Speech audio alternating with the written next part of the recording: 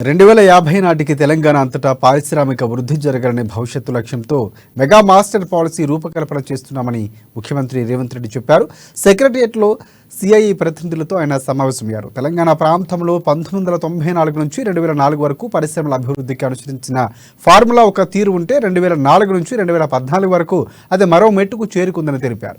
ఇక రాబోయే రోజుల్లో ఇది నెక్స్ట్ లెవెల్ డెవలప్మెంట్ను చేరుకోవాలనే ఉద్దేశంతోనే ఆ లక్ష్యంతో ప్రభుత్వం పనిచేస్తుందని చెప్పారు.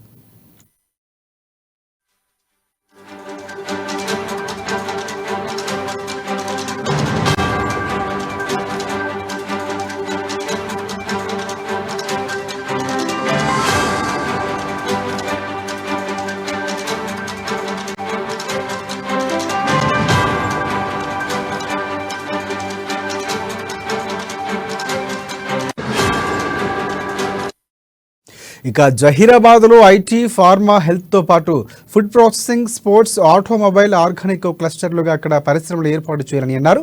రక్షణ రంగం, నావికా రంగానికి అవసరమైన పరికరాల తయారీ, ఉత్పత్తికి హైదరాబాద్లో అపారమైన అవకాశాలు ఉన్నాయని పారిశ్రామికవేత్తలు వీటిపై దృష్టి కేంద్రీకరించాలని చెప్పారు.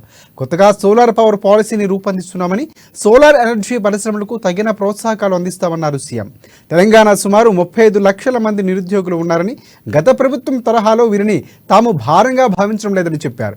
వీరందరినీ పరిశ్రమల అభివృద్ధిలో పాలు పంచుకునే మానవ వనరులుగా భావిస్తున్నామంటూ తెలిపారు సీఎం.